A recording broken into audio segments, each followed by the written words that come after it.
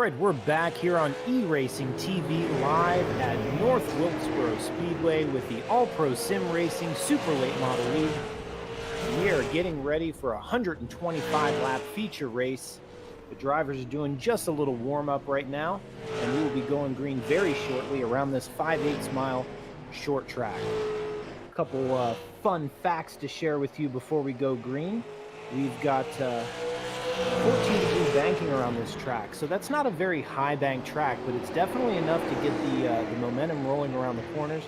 You're definitely going to want to keep the handling of the car in play. This isn't your typical Bristol or Concord or something like that where you can really rely on that banking to keep the car rolling. So you're definitely going to have to finesse it around this track.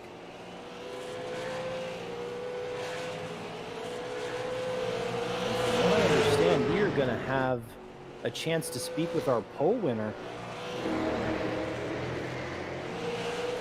And I think we've got Jason Anderson. Are you here? Are you joining me in the booth now? Yeah, I finally made it up here.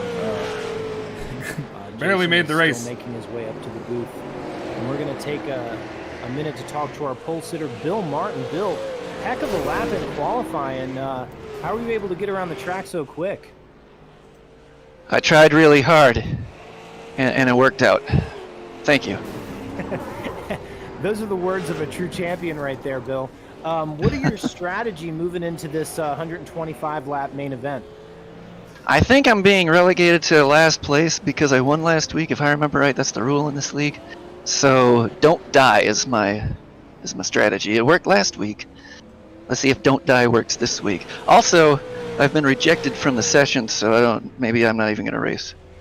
Oh, big implications for our pole sitter, Bill Martin, who is not only going to possibly be handicapped to the back of the field, but may not even make it into the server at all. Do you have any sponsors, anybody you want to thank before you turn it loose for 125 laps? I'd like to not thank Spectrum. No, I tried to pass my internet connection from a hardwire off of my Wi-Fi, and now it's freaking out. Now maybe I'll get in there. I'd like to thank nothing, because this sucks.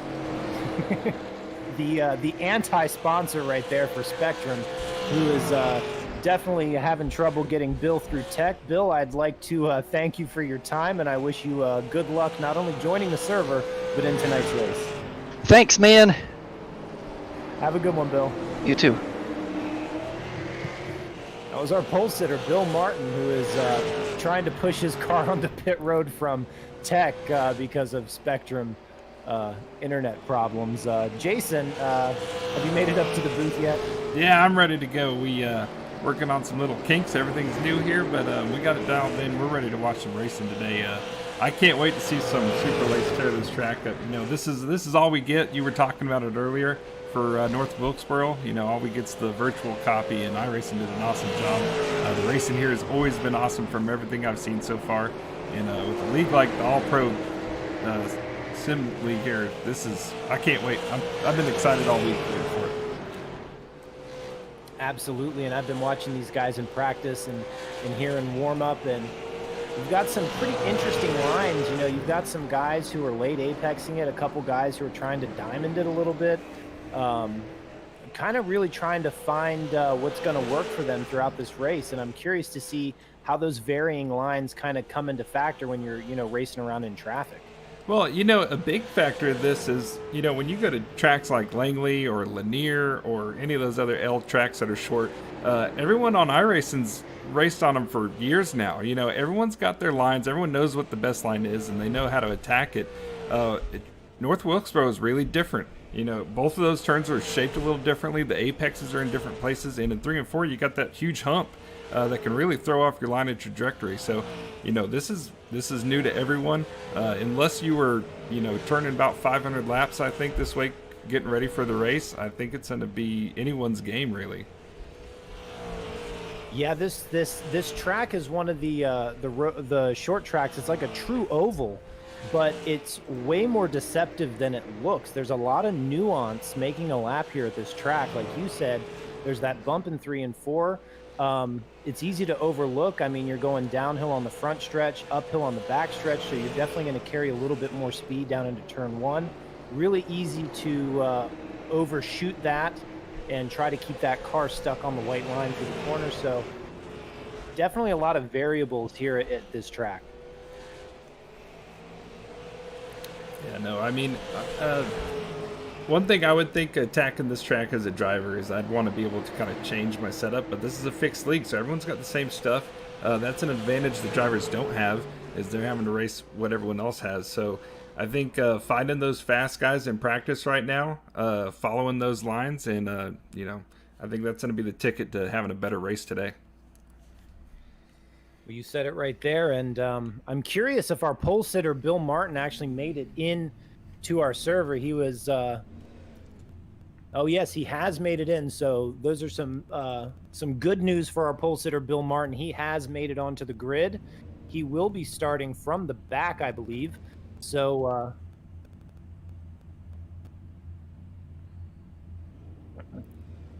so the inverted 10. So our pole sitter will be starting from the 10th spot. So we've got a pretty big field here today.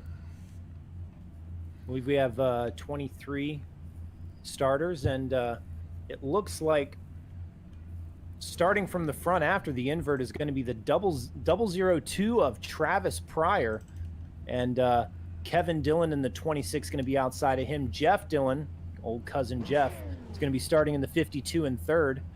Brett Stoffergan going to be in that fourth position. Chris Reardon going to be starting fifth. Robert Barber going to be starting sixth. Justin Blackdeer seventh.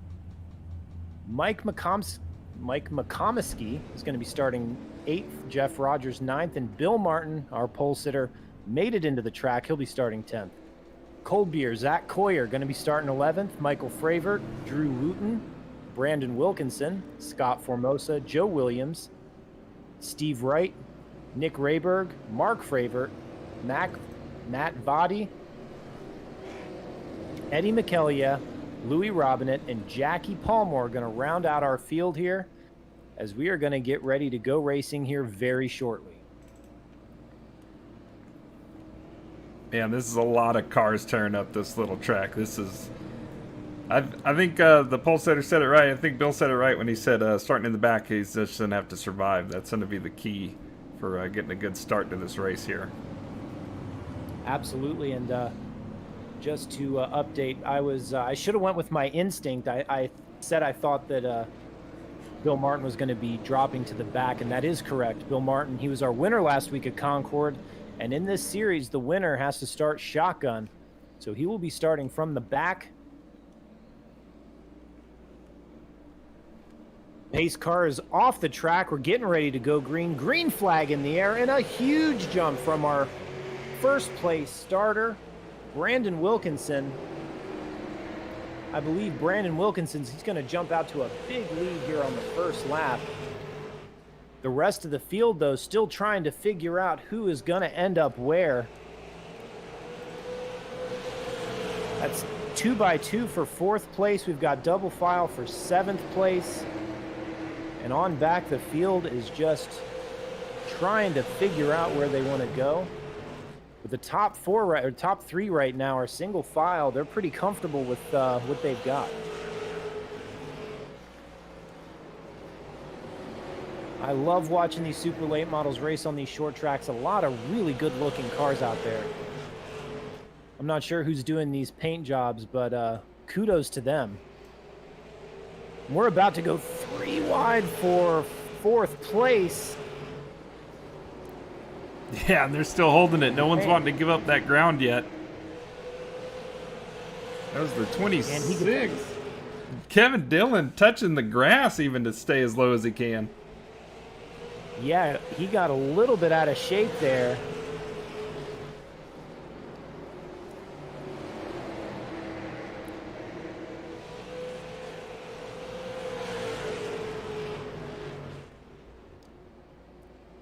A lot of drivers really trying to force their way up through this field. Our pole sitter who started shotgun, Bill Martin, already up to 15th spot. That's, I believe, 7 spots.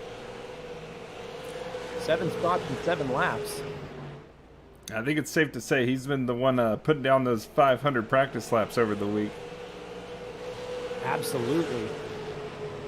Definitely paying off for him early in this. Ooh, in the number 17 car, Nick Rayberg really sideways through 1 and 2. He gathers it back up. Almost a big moment there for the field as they kind of stacked up trying to avoid that potential crash, but everybody goes off unscathed. Hats off to Nick Rayberg for gathering it up there. That could have been a big moment.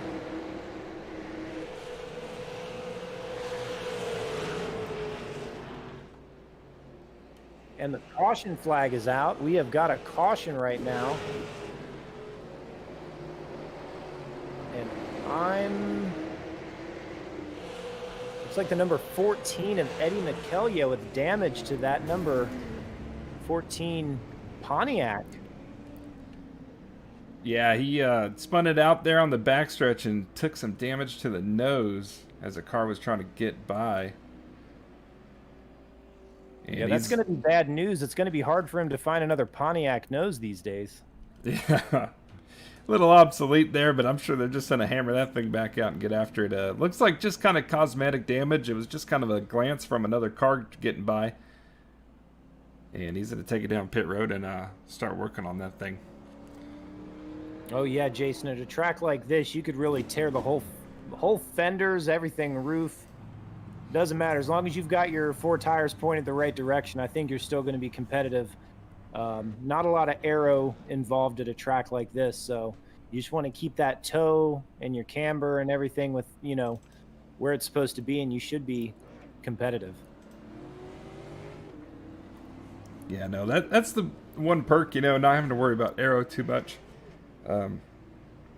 Is how many times, especially in the olden days when they let the NASCAR Cup guys race with damaged cars, and you see some modified duct tape creations out there still logging laps. You know, pretty exciting stuff here. Yeah, and I'm thinking by the end of this race, we may see some modifieds running around out there. Yeah. Knock a couple fenders off, maybe the nose. Eddie McKellia getting a head start on the rest of the field there.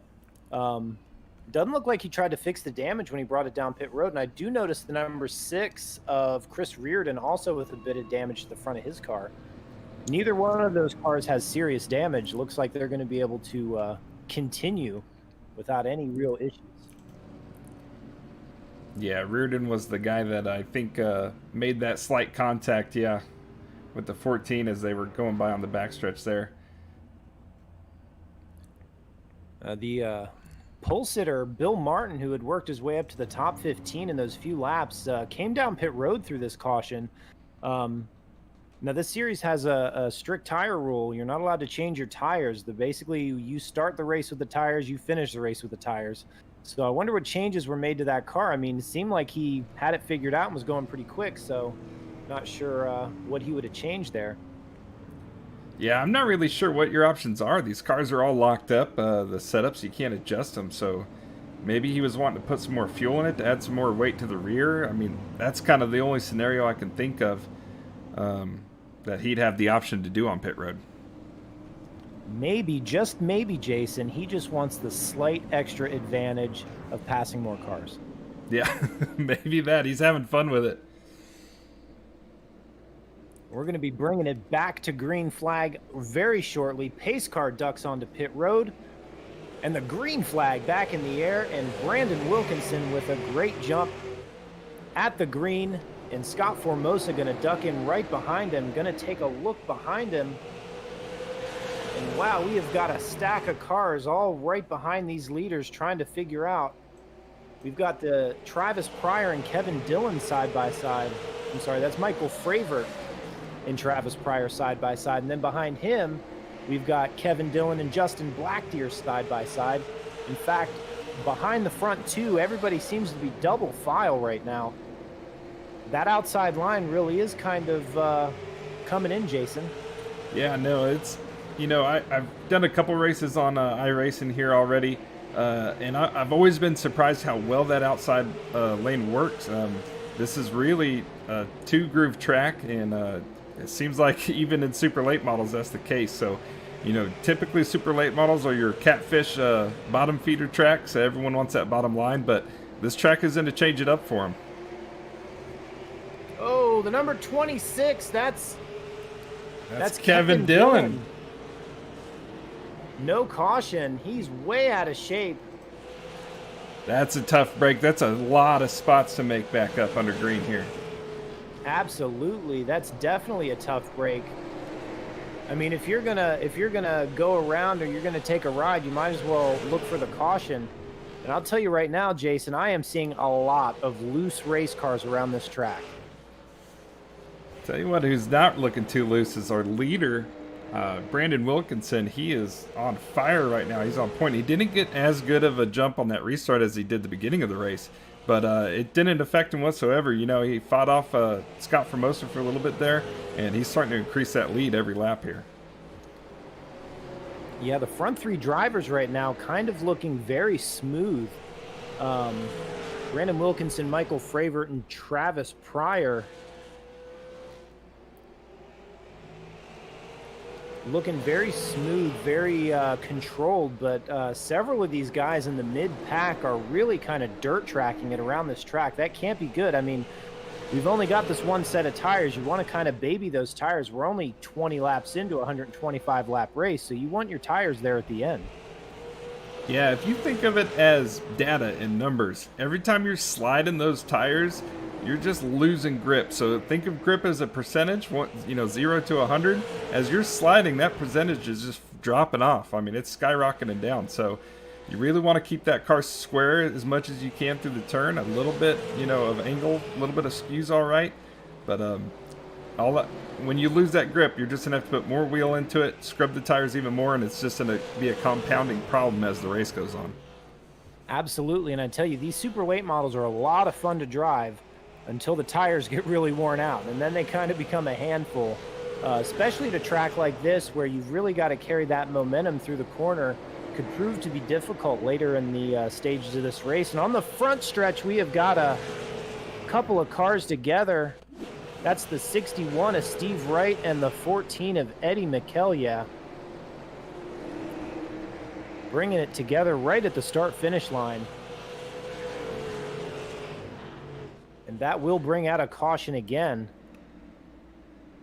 Looked like Eddie just got loose coming out of 4 and kind of overcorrected back up in front of traffic, and Steve Wright had nowhere to go. Yeah, that's an unfortunate, man. You hate being the 61 in that situation. And Eddie it looks like after that first spin, he's just been out of shape. I don't think he had a chance to really gather back up after that first one. Maybe that contact had some more mechanical problem than what he was expecting, and it was just a handful of drive. Yeah, if you spin these tires, get these tires really hot, get them all junked up, makes them a lot more difficult to drive. Even if you knock all the dirt off of them and keep them rolling, they're going to be more worn out and unevenly worn out, especially if you spin it around, get some damage. So definitely a handful for Eddie in the first stages of this race. Had a couple cars on pit road. That looks like I believe that's the number 6 of Chris Reardon. Maybe fixing some of that damage that he got in that first caution incident. Pretty good looking car, that number 6 Ford Mustang.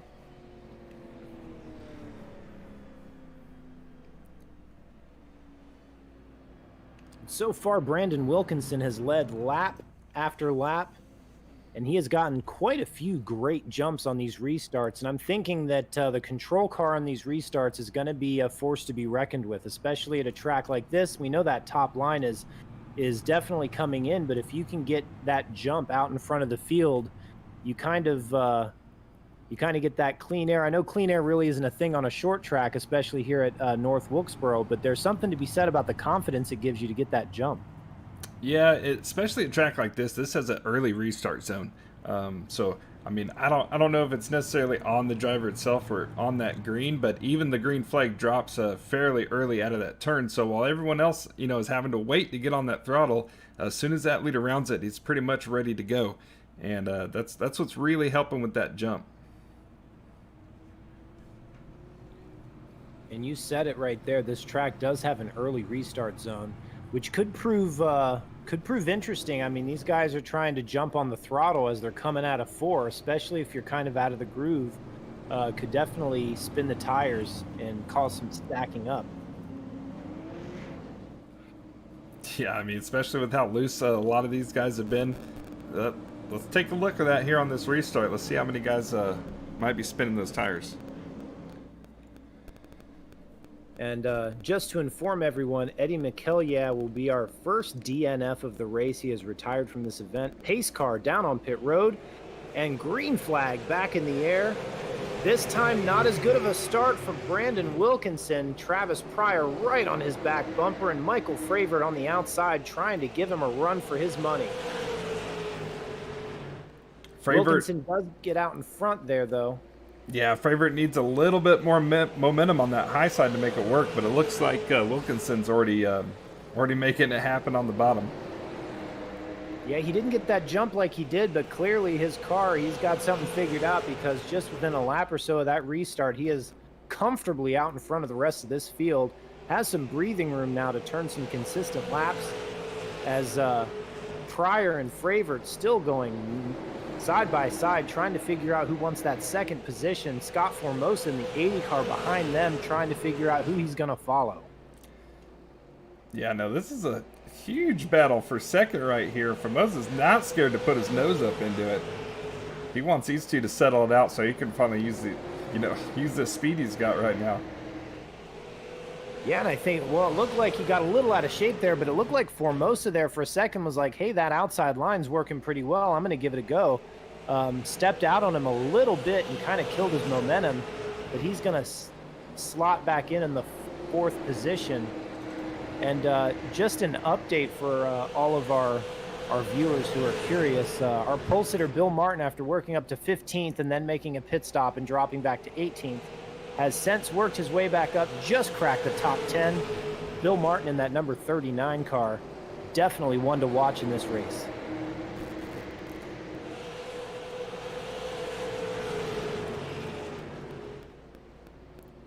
Yeah, no, he is putting down some awesome speed in that Camry, looking to make it around this traffic here. I don't think anyone's got anything for him. If this is a long green flag run, I expect him to be battling with that top 3 here shortly.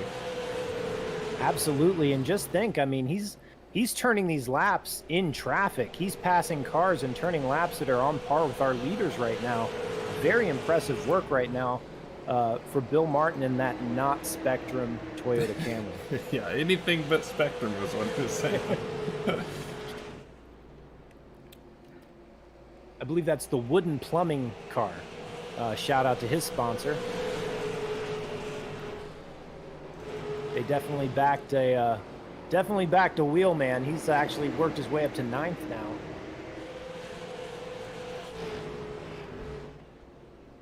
The front of the field, not much has changed. Brandon Wilkinson still leading.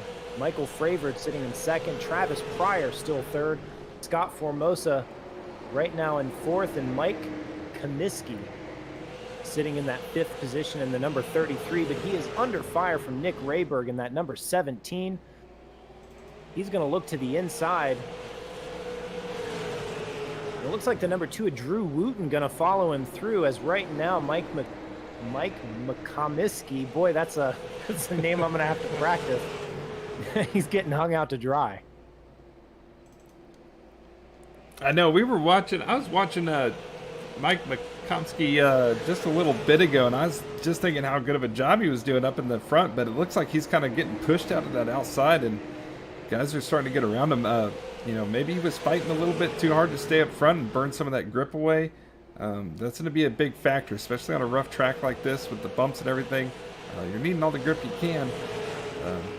So he could be kind of already on the downhill slide of that, unfortunately.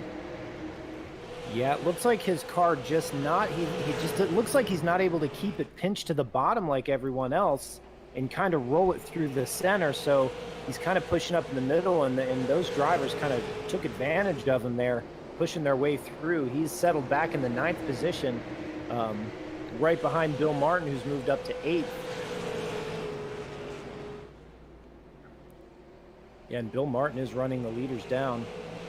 But in front of him, he's got a swarm of angry drivers still trying to figure out who wants to be where. The top 4 still the same. Drew Wooten now in 5th.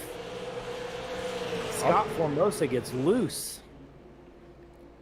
Yeah, it's to back everyone up. But talking about Drew Wooten, he's passed 18 cars now from his starting position. That's our biggest mover of the race as of right now.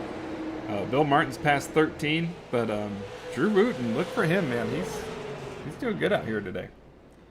And just as you said that, Nick Rayberg way out of shape coming off of turn 2, and he hit the wall pretty hard with the side of that car. Both the right side of that car pretty damaged. Curious to see if the toe of that car is still going to be pointing the right direction, because he made some pretty stout contact with that concrete wall. No safer barrier here at North Wilkesboro. That is good old-fashioned American concrete. Yeah, no, you can definitely see the damage on it now on that right front there. You got to be careful, too. That's going to damage that tire, that right front tire. And if he's not allowed to change it, it could go down on him. Absolutely, and you can see, I mean, I'm watching him right now, and after the contact with that wall, he has been fighting that car every single lap. He is really trying to figure out, he's trying to go around the outside right now, that 44 Mark Fravert, but it is just all over the place. He is definitely working hard behind the wheel of that car. But alluding to what we were saying right before that incident, Drew Wooten, you're right, he has passed a lot of cars, and I don't know why that fact kind of went over my head there, but I'm looking at it now. Yeah, he started 22nd. He's running 3rd, only 50 laps into this race. And he's got a dump truck plow on the front of this thing. He's nailed someone or something at one point. I already forgot which incident it was, but he's putting a hurting on these guys right now. Maybe that extra downforce at the front of the car is kind of helping out a bit. Yeah, the snowplow just moves people out of the way. You don't have to worry about aero. And he's taking a unique line around this track. He is running almost up against the wall through 1 and 2, and it's somehow working for him. I've seen in 3 and 4 now, he takes a more traditional line, but for a couple laps in a row there through 1 and 2, he was way up the track, but he's carrying quite a bit of speed up there.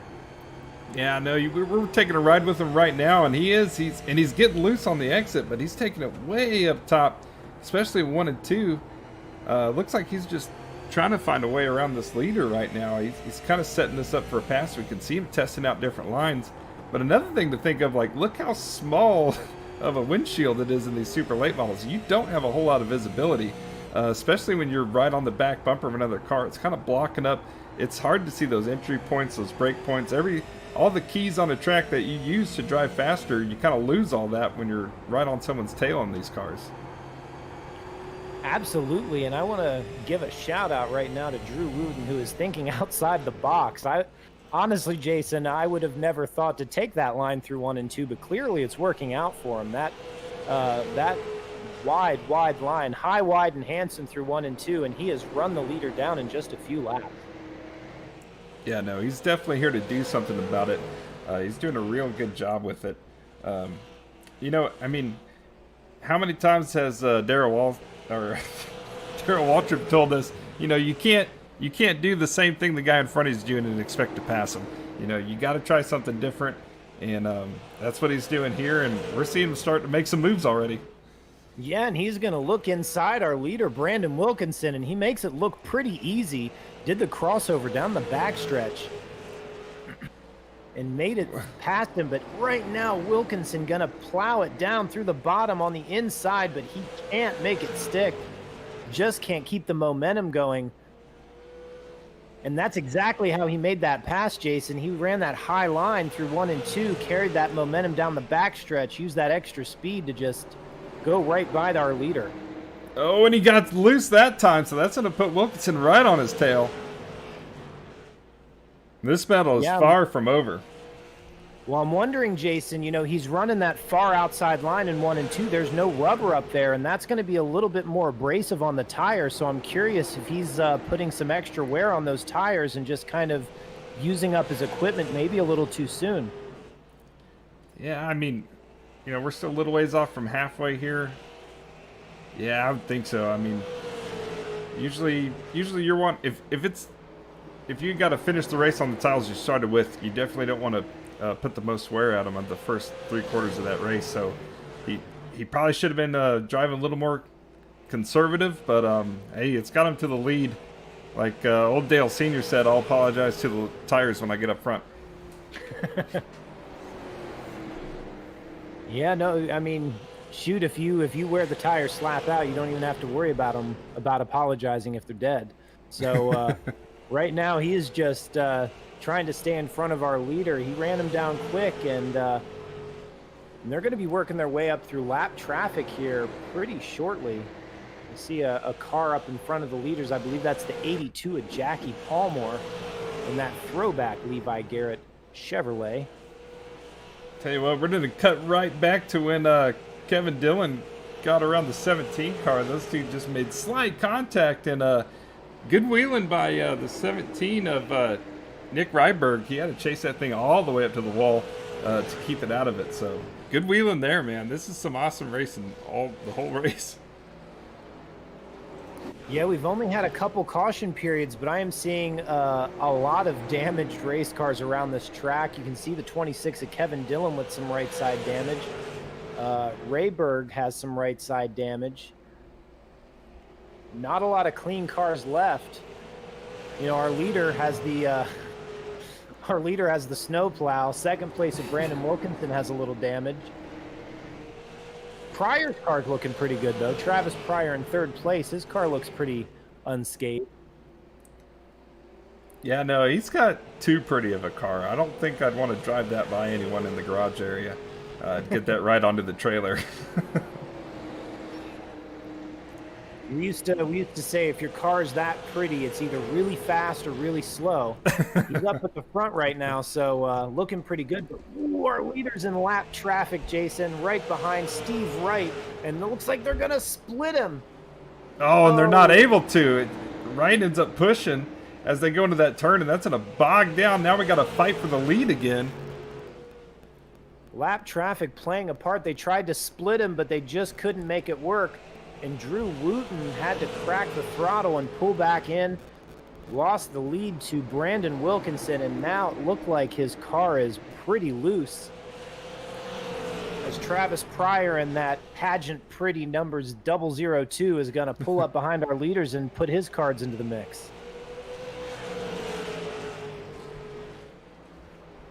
Yeah, I'll tell you what, on lap 69 here, I would love seeing those two leaders battling like that. They're just using up tires, they're just using up frustration, letting it all hang out.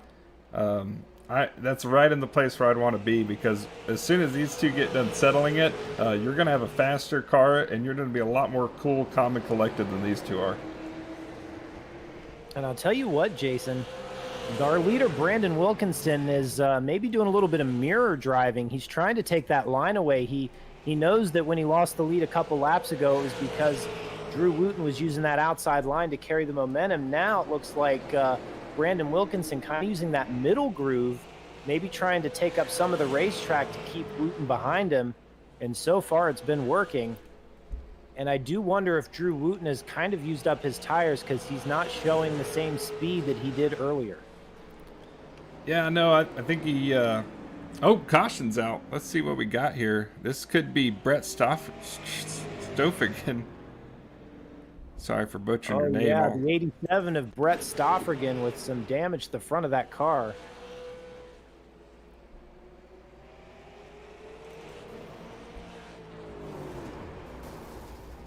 Oh, we had Matt Body in the middle of the track there. Let's go back and see if we can't see what happened there.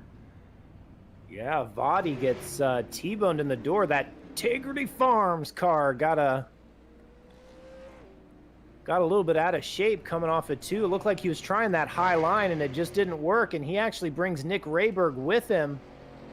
And the 44 of Mark Fravert makes contact with Rayberg as well. So 4 cars in that accident on the backstretch.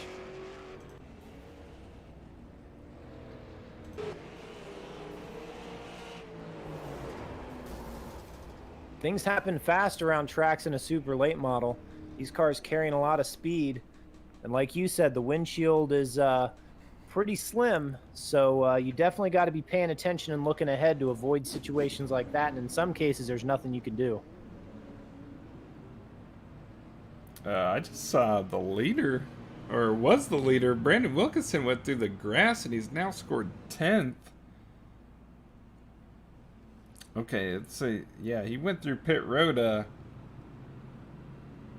Not sure what the trip through the grass was. Maybe he's trying to cool down his tires? It's an interesting strategy. Bold strategy, Cotton. Let's see if it pays off for him. Yeah. I mean, he could be trying to get everything he can, but... Alright, And the 52 of Jeff Dillon on pit road. We actually see a couple cars on pit road under this caution period. And like you said earlier, you can't really change your tires. There's not much you can do. I mean, you can top off fuel. That might change the balance of the handling of the car, but Jeff Dillon was running pretty well. He brings it down pit road, so maybe looking to change a little bit of the characteristics of his 52 Ford.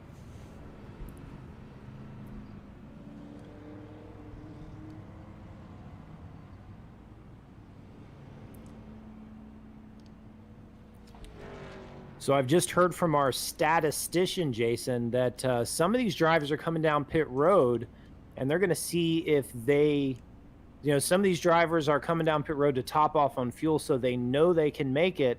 And a couple of these guys are kind of rolling the dice. They kind of think that they won't have to make a pit stop, so fuel mileage may rear its ugly head towards the end of this event. Man, fuel mileage is something that you don't usually... think or worry about in a super late model race, but when you start getting into these 125 lap races, these main events like this, that's definitely a factor. So looks like Wooten is our leader, and he was one that is taking a gamble on it, so we'll just tuck that in the back of our mind and get ready to see how this plays out. Well, and another driver who has not come down pit road, and I can tell you has not been conserving fuel, is the number 39 of Bill Martin, who is our pole sitter. Both him and Drew Wooten going to be starting in the top 4 as green flag back out on the track. Drew Wooten with a big jump. And we've got Scott Formosa and Michael Fravert side by side for that second position. Now Bill Martin goes to the outside, but Formosa going to pull back out in front of him. Mike McComiskey, I've been practicing that name in the off time. Mike McComiskey is back up into the top 5. Yeah, we see him right there, and these cars are stacked up like pancakes, man. It's anyone's game, and I'm waiting for that caution to come back out. Yeah, the more caution laps we see, the easier it makes it on that fuel mileage. And I would like to update Bill Martin. Remember, he did come down pit road after that first caution on lap 20-something. So he might think he's good to go since he has made that pit stop much earlier. I tell you what, I mean, if he knew right from the get-go that it was going to take a little bit more fuel than what they started with, yeah, he should be sitting pretty. And even though he got a little tight right there and had to steer it off the wall and off Scott Formosa, that 39 car is definitely going to be a competitor here today. I'm betting everyone was... I was going to say, I'm betting everyone was wishing he didn't get connection. Yeah, I know. Darn you, Spectrum. That's what everybody in the field's saying right now, because they have got a fierce competitor to take on as he has cracked the top 5, and he is going to start putting pressure on our leaders. As right now the top 4 still running kind of single file, but not much room between them. And then back here we have Justin Blackdeer and Mike McComiskey going side by side for that 5th position. And our former leader, Brandon Wilkinson, who got relegated to 10th for one reason or another, has worked his way back up to 7th, putting heavy pressure right now on Mike McComiskey.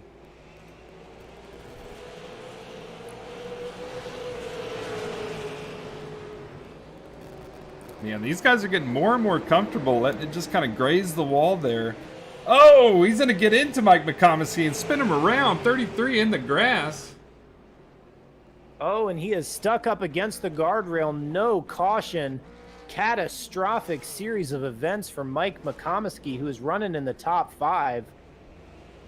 And he is Austin Powersing it on the backstretch, trying to get that thing righted in the right direction. Oh man, that is one mad dude in that car. Yeah, he is definitely not going to be happy. He has gone basically a lap down now. No caution. Got stuck in the grass. The car seems to be rolling fine, but I can tell you right now, he is saying a few choice words over that radio to his crew. Yeah, there's definitely going to be some communication had, and we'll see if they can bury the hatchet before next week. But man, what a turn of events! Tell you what, though, Drew Wooten's still killing it out front, man. He might not be having the tires that some of these other guys have right now, but he's still making that top line work, man. He's doing a real good job with it. Real competitive up here. He's definitely figured something out. I don't see a lot of other drivers really trying that top line. I saw Travis Pryor attempted a couple of laps, but he still seems to be about the only guy running that very, very high line. We see some drivers on the low side and in the middle, but Drew Wooten, the Lone Ranger, up against the wall in 1 and 2.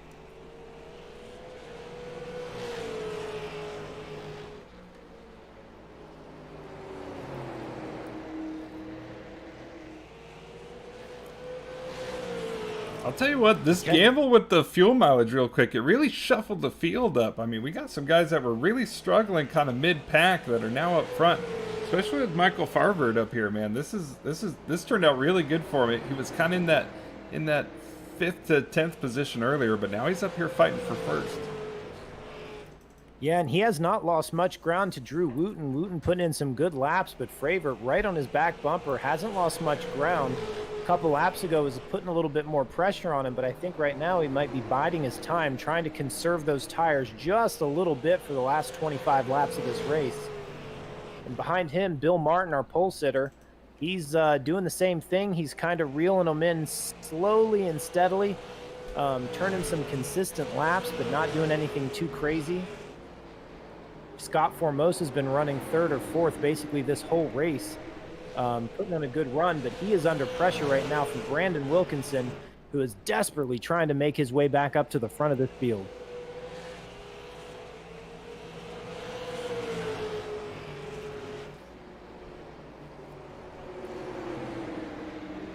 Yeah, hindsight's always 20/20, and I just hate it when I pit trying to play it safe and end up losing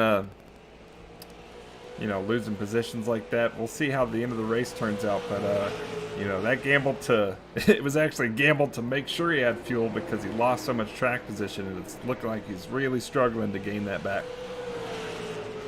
Absolutely, and definitely going to be adding some wear to those tires, trying to feverishly make his way through this field. Worked his way up to 4th. He did get by Scott Formosa. So we've got 2 strong competitors now trying to reel in those leaders, but Wilkinson has quite the detriment. He is 2.5 seconds behind our leader.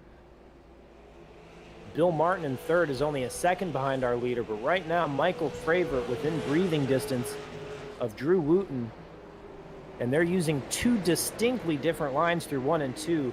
Michael Fravor pins it all the way down to the bottom through 1 and 2. Wooten all the way up against the wall. I'm going to tell you, Jason, we get close to the end of this race and they start racing side by side, they might meet in the middle coming onto that backstretch because neither one of them is going to want to give up much room. No, it's crazy. A lot of drivers will talk about a bubble, and how much room they're given. And that bubble gets so much smaller the longer the race goes on. You're not willing to give any more room. It seems like it gets smaller each lap. So, yeah, this is only going to get more intense as we start closing these laps out. 25 laps to go. And I'll tell you right now, there is a battle on the track, and it is for about the 9th, 10th position. It's the 30 of Louis Robinette, the 13 of Zach Coyer, the 52 of Jeff Dillon, the 92 of Jeff Rogers, all of them going back and forth right now. Oh! Matt Body. Oh, big accident on the backstretch there. The 44 Mark Fravert and Vaudy get together.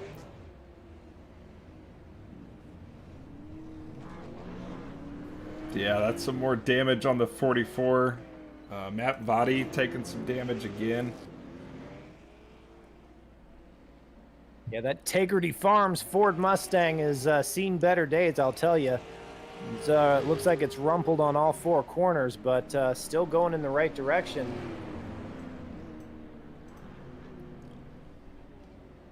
Oh, definitely going to have to go to 5-star tomorrow to fix the body on that car. Yeah. Oh, man. Both Fravert and Vaudy were able to keep going, but Fravert made some heavy contact with the front of the car on the backstretch there. A couple other cars kind of stacked up trying to avoid it. We got a couple cars going into pit road here. Could be repairing some damage. Maybe they're just getting a splash of gas. We got Jeff Dillon and Jackie Palmore in there. And I'll tell you what, I'm not sure. I'm going to have to go back and look. But right now, Brandon Wilkinson in the 56 is being scored in second place.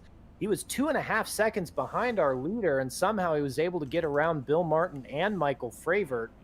I'm not sure how he managed that.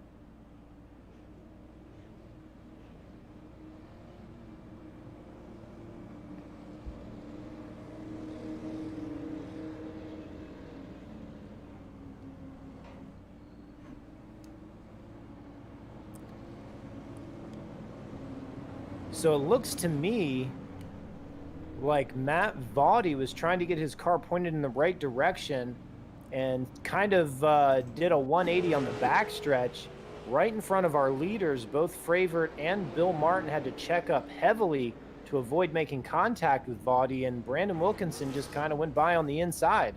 I'm not sure if scoring is going to allow that to stick for the restart, if that happened under caution. But right now, he is being scored in second position. If that stays, that's a huge lucky break for Brandon Wilkinson, who is quite a ways behind our leader and had a pretty fast car. Yeah, I believe that was right before the caution came out, that he was able to squeeze by on the inside. So, man, that could be anyone's game right there. That's exciting to pick up some positions like that. He had a strong car. He was competitive, but he needed a lot more speed to close that gap. Here's a caution, and he gets the bonus of picking those spots up easy. I'll tell you, Jason, it's good to be fast, but it's better to be lucky. Yeah. Nope, and that's exactly why. So everyone getting ready to race on iRacing, or you're about to buy your own super late model, I hope you're taking notes, because these guys are putting out a lot of tips out there on how to make it work, and a lot of these maneuvers these guys are doing, changing up lines, and especially being lucky. And these are all good notes that cross over whether you're iRacing or racing super late models. Yeah, so the lights are off on the pace car. The All-Pro Sim Racing School of Super Late Model Racing here at North Wilkesboro. The school's about to be in as the pace car drops onto pit road. Green flag, and Drew Wooten with a great restart on the outside, and he is going to jump out in front. Brandon Wilkinson and Bill Martin side by side for that second spot, both of them with very fast cars. God, cars Travis Pryor, yeah. God, these are awesome, man. These cars are used up. They are slipping and sliding all over the place, finding a hole and shoving it in there.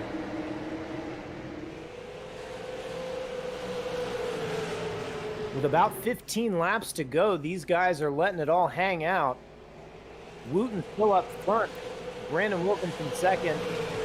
Bill Martin third. Travis Pryor fourth. Formosa in fifth. But behind him, Michael Fravert kind of struggled on that restart, dropping back quite a few positions. I'll tell you what, a battle right now is between Justin Blackdeer and Kevin Dillon. These guys are swapping paint or vinyl, whatever they're rocking, but they're definitely going door to door each turn here. It's a dogfight to see who's going to get this position. Caution flag. We've got a caution out on the track, and I'm not sure. Louis Robinette in the number 30 car. Contact with the 92 of Jeff Rogers. And again, Matt Vaughty making some contact there. Matt Vaughty having a rough night here. Well, the good news is he damaged an already damaged car, so he doesn't have to buy any new body panels. It really wasn't his fault, though. No, he had him locked up. He slid for a good 50 feet there, trying to get that thing lowered down, and it was just not going to be enough.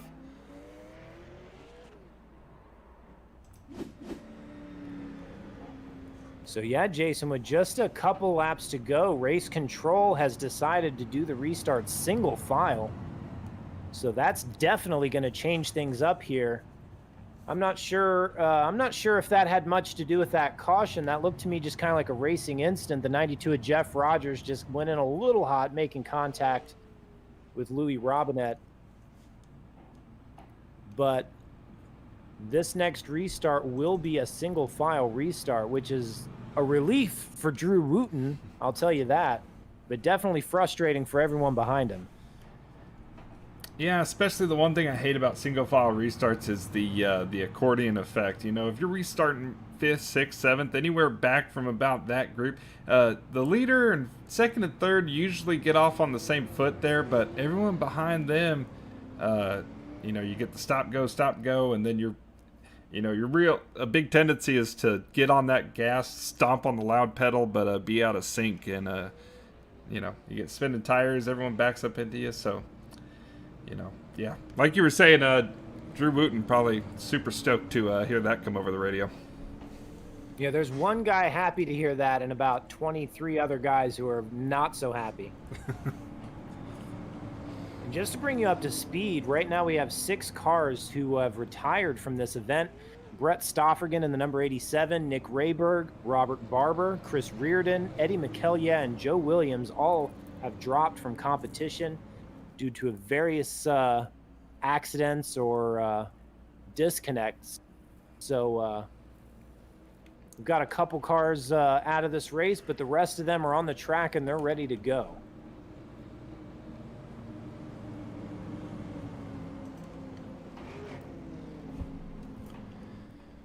So we're going to take a quick look here. Who's been running the best time so far? And that's going to be Bill Martin. So he's got the fastest machine by a whole 10th, it looks like. Maybe about 200ths. But still, he's got the car to beat out there. And he's restarting in 3rd. So definitely look for him to challenge the leaders here. Yeah, I'm curious to see how this restart's going to go. If Drew Wooten can get a good jump, there's only a handful of laps left. Pace car off. And green flag back out on the track. Looked like Drew Wooten tried to do a little bit of a brake check or something there, but he got out to a good start. Brandon Wilkinson now going to be putting the pressure on the two of them. He tries to pull side by side, and he's, almost gives him the bumper. The two come out of turn 4 side by side, door to door, little bit of contact. God, these guys are not holding any punches. Whoever can get out in front of the other one is probably going to have, and it looks like Wooten's going to take it. Yeah, Wooten carries that momentum off of the turn, and he's able to pull out in front of Brandon Wilkinson. The two of them battling hard for that lead, and we're coming up with about 6 laps to go.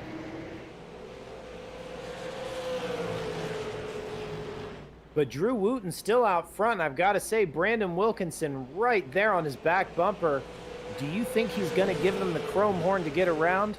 I mean, it's not easy to pass here, but the two of them running distinctly different lines. Whoa, that was huge, Liz. I don't think he's going to have to worry about using a bumper. Yeah, Drew Wooten got loose or something off a 2 all the way to the bottom of the track, loses momentum, and the field kind of stacks up. Bill Martin now right on their back bumper, but Brandon Wilkinson not able to capitalize.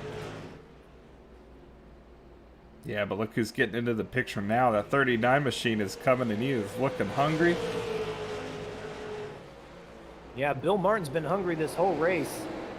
And he is now seeing a big fat steak in front of him, and he's going to pounce. But our leader, Drew Wooten, still out front. We're coming around with just a few laps to go. Brandon Wilkinson trying to get by. He's going to pin it to the bottom to see if he can get around, but he just can't hold that. He just can't roll it through the center and carry that momentum. No, that speed off is going to be what he needs, and I don't think he's going to be able to do it on the inside. Oh, caution! Caution with just a handful of laps. There's going to be a green-white checkered.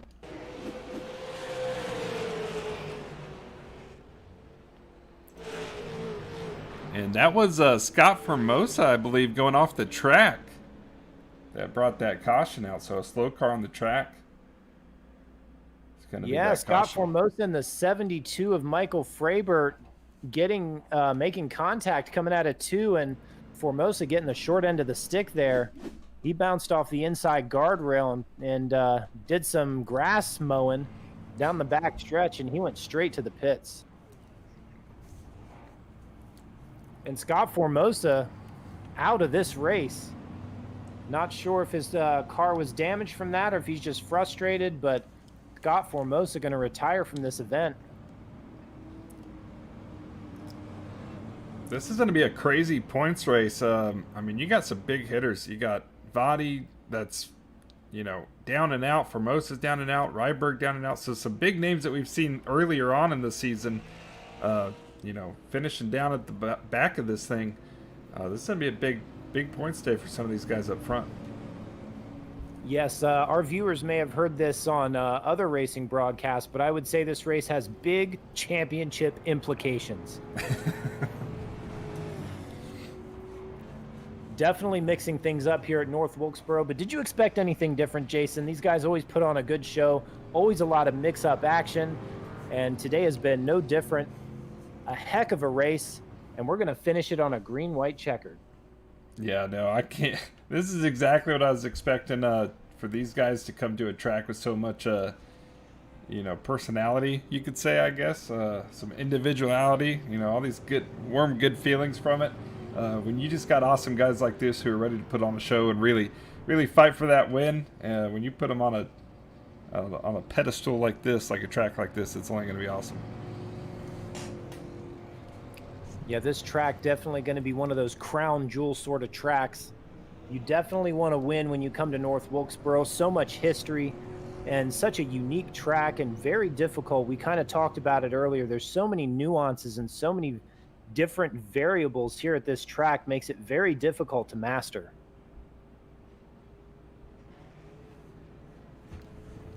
I mean, you can tell that just from the lines these guys are taking. You got guys that are driving it through the grass in 1 and 2. You got guys way up on the high side and getting tremendous runs down the backstretch, and only to have to check up and brake for 3 and 4 and be door to door again. So this has just been some awesome racing all race long. I can't wait to see how these green light checkers go out. Yeah, and I gotta say the lines, the variation in lines we're seeing reminds me almost of dirt racing. You've got Drew Wooten riding up on the cushion up there, and then you've got guys running through the grass and kind of everything in between.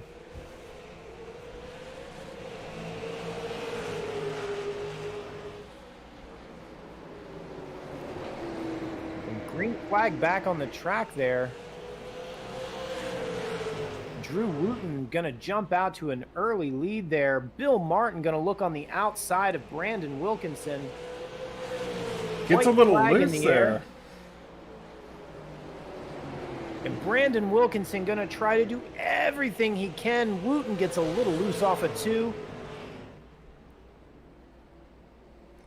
But I don't think Wilkinson has anything for him. Drew Wooten going to cross the line and win here at North Wilkesboro. Brandon Wilkinson going to finish 2nd. Bill Martin going to end up 3rd with Travis Pryor 4th, and Jeff Dillon making his way back up to the 5th position. Jason, a heck of a race there at the end. Man, that was good. Single file start. I knew it was going to take a Hail Mary. Wilkinson gave it, threw that pass, gave it everything he had, drove it in so deep that he about hit the wall on exit. He was so tight on that, but he gave it his best shot. I can't wait to see what these guys are thinking about the race-wise. And, it was an awesome race. Good job for for Drew Wooten. I hope we can get him up here in the booth. I want to know what he was, I want to hear everything that was going through his head on that last lap. Yeah, I'm sweating up here, man. That was awesome. Yeah, so we're going to gather those guys up. We're going to take a short commercial break here, and we'll have everyone up in the booth when we get back.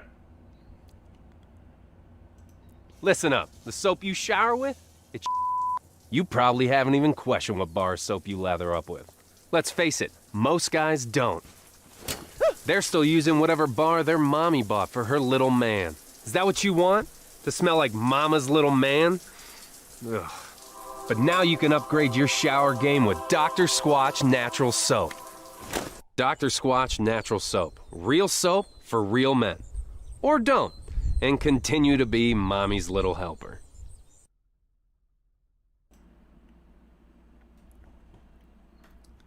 All right, Steve, who's the first guy we're bringing into the booth here? We've got the second place finisher, Brandon Wilkinson, going to join us in the booth. Brandon, you had an up and down race. You had such a fast car, you dropped back, but were able to claw your way back to a second place finish. Tell us a little bit about that race. Yeah, our stuff usually rolls pretty good here. I like this track a lot, so I messed up qualifying there, and I ended up starting on the pole, which was obviously ideal. We were just saving tires and trying to save fuel there. I guess one of the advantages that Wooten had there was starting in the back was he could pit without really losing anything. So I just tried to ride it out, and we were only 2 cautions away from making it on fuel there the whole way. So we ended with 0.8, so to come down and take the 2 gallons obviously was needed. So definitely not upset.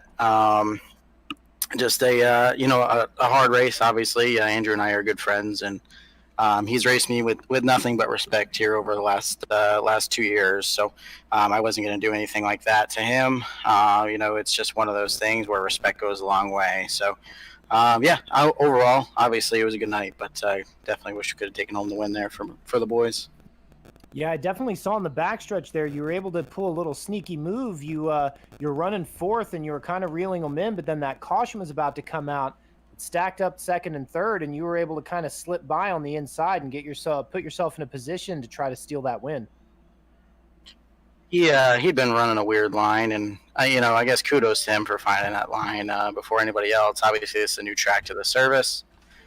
This is a new track in general to everybody. So he found a line that definitely worked. I was scared that if I were to run that line, it was going to ruin my tires, just because I have a tendency to do that up off the corner. But it was he got loose at one time, and I didn't pinch him enough down in 3 and 4, and just got excited and drove it in. But yeah, just a mistake that probably would have won me the race, but I made one too, so it's all good.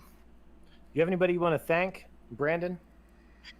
Sure. It's been a rough couple weeks on the super late model side, but I got to thank all my guys at the posse for sticking with me. Ty Majeski, Ty Spearman, Joe Schaefer, Riley Stengen, Brian Blanchard, everybody at Wolfpack, Mark Logan, my crew chief, my spotter, Tommy Burns, my sponsors, obviously, Epic Media, Waddell Communications, Mo's Moving, Trent Goodrow Designs for making this thing look absolutely phenomenal, and Bernier's Liquors out of Massachusetts. They're a new sponsor of ours, and Peter's a great guy. So if you're in Massachusetts and you need some beer, head on over to Bernier's, tell them I sent you, and they'll treat you well. So all in all, it was a good night. We'll be back next week, and congrats to Andrew on the win.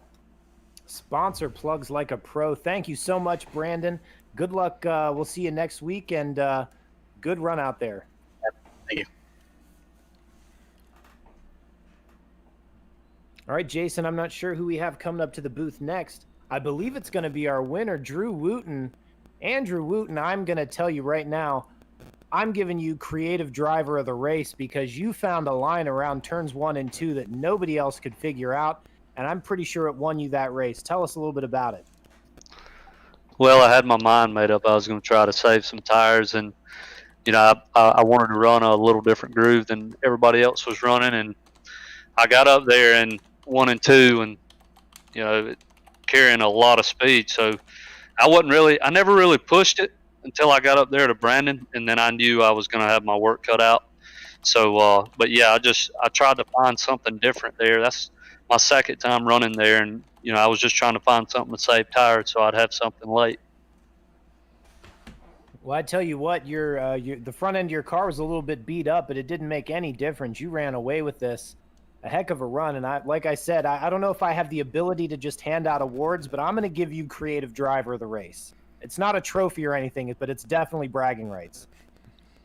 Yeah, it was a lot of fun. I had my hands full, and anytime Brandon's there in the field with a lot of these other guys, man, have gotten way better over the last couple seasons that I've been running, including myself. But I tell you, when you got Brandon right there on your heels, you definitely got to be on your A game, and I was giving it all I had. You sound like a local guy here from I hear you're from the Carolinas, just like us here at E-Racing TV. So this would be almost like a home race for you. Is it good to win out here at a track that's almost like a home track? Yeah, it's a lot of fun, man. It's a ton of fun, especially when you got the caliber of guys in here run this league.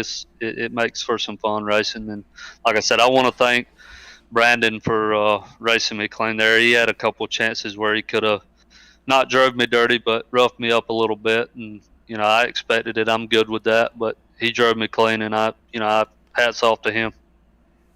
Do you have any sponsors or any crew members or anybody you want to thank for this wonderful race you drove? Just me, myself, and I, brother. Well, Drew, I tell you what, that was a great race, and I look forward to seeing what you can do next week. I appreciate it, man. Appreciate what you guys do.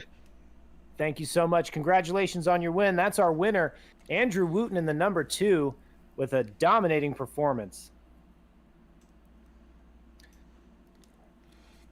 And I believe we're going to talk to our buddy Bill Martin. Bill Martin, we talked before the race, and you were struggling to get out there because of Spectrum, but you were able to get out there, and I'm kind of glad you were, because you put on a heck of a show. You passed a lot of cars out there. Tell us a little bit about your experience during this 125-lap race. You just said I passed a lot of cars. Thank you. It's never a dull moment when I interview you, Bill. You happy with that third place finish? Yes and no. I would like to have gotten further because that's how racing works, but it was the best I could do. I always forget that the setups are set up with 15 gallons. And this time I thought, I'm going to be clever like everybody else usually is and go fill the tank up, and then I'll be good for the rest of the race. But we didn't need to fill the tank all the way up, so I had all this extra weight on the back of the car, and then I pushed the tires too hard, so I got lucky to get as good as I did. And then there was that one yellow where the one car was across the track. It was one of the last ones, and the 72 had stopped in front of me. And I didn't expect him to stop all the way because, for the most part, it's general knowledge that if you come to a dead stop on the track, you'll lose positions. So I was like, he's not going to stop. And then he came to a dead stop, and I ran into him. And then Brandon got to go around both of us under the yellow. I was like, no! So that sucked, but, things happen. I'm happy. It was a decent finish.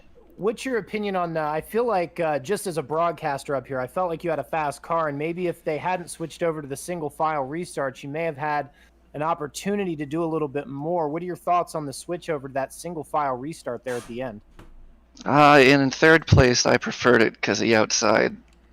Anybody who's good on the outside was going to be the winner, even if they might not have been the faster car. So I was okay with it as long as I was in third place. If I was in second or first, well, not second so much because Wooten would have taken the outside anyways. If I was in fourth, I would have been mad. Now, I've got some notes in front of me, and my notes say that your nickname is Dr. Noise. You care to explain that to me? Because I'm just hearing about this for the first time. It's originally a band name, but it's a solo project, so it's just the name of the solo project. But then I started using the name on everything, whether it was, my die-cast graphics or iRacing graphics. Pretty much anything that I do artistically just has that moniker on it. Well, I tell you what, Dr. Noise, you definitely made some noise out on that track today with that third place run. Congratulations. Do you have anybody you want to thank? Any sponsors, not Spectrum? Hey, I was inappropriately blaming Spectrum because I'm the one who switched from Wi-Fi to a hardwire. It's my fault. But we're gonna blame Spectrum anyway. Screw you, Spectrum. Who do I want to thank? I don't know. How about thanks to toilets for which I can poop in? A big shout out to toilets, a very odd sponsorship choice, but you know what? I'll allow it. Dr. Noise, with the third place finish. There is a plumbing company on the front of my car, so it kind of makes sense. That's right. Wooden Plumbing, I believe. Yes, it's my stepdad's plumbing company. All right, Wooden Plumbing, shout out to toilets. Bill Martin, third place finish. Great talking to you, and I hope to talk to you again next week. See you guys. I'm not going to be here next week, though, and neither are you. That will be a disappointment because I look forward to talking to you again. Dr. Noise. 2 weeks. We'll be together in 2 weeks, maybe, unless I suck some butts. That's our third place finisher, Bill Martin, Dr. Noise, with a few choice words about toilets. Jason, what are your thoughts on any of this? Man, this is just awesome from beginning to end. There's a lot more action than what I was expecting, actually, kind of in different ways. I knew that this was probably going to be a 2-groove racetrack, and it definitely was that. But the difference in lines that they were able to take using those grooves changed everything. You had strategy involved, a lot of wild cards all over the place. All in all, this was awesome. All pro always. There's what I expect going into the race, what I expect to see, and all pro. Each race so far that we've broadcasted has always been just one step above that. So awesome race. Absolutely. Excellent show. And man, I can't wait to see our next race here with the All Pro Sim Racing Super Late Model Series. Wonderful race. Drew Wooten, Brandon Wilkinson, Bill Martin, all putting on a great show. This whole field putting on an excellent show. Yeah, no, this was awesome from beginning to end. I can't thank these drivers enough for putting on an awesome show, and especially all these fast guys, man. The whole league is fast. A lot of leagues that you come to, you have your 2 or 3 guys that are always going to win it, but this is not a mixed bag. These are all pro guys. The all pro series is exactly what it means. Everyone that we've seen get up front can control that field, and I can't wait to see the next race. Me neither. I think I'm not sure when our next race will be. I thought it was next week. Dr. Noise seems to think it'll be in 2 weeks. So, 2 weeks will be at Irwindale Speedway, a very unique track. We'll definitely see some variation in lines at that track, and definitely can't wait to see what kind of show they put on at the Southern California short track.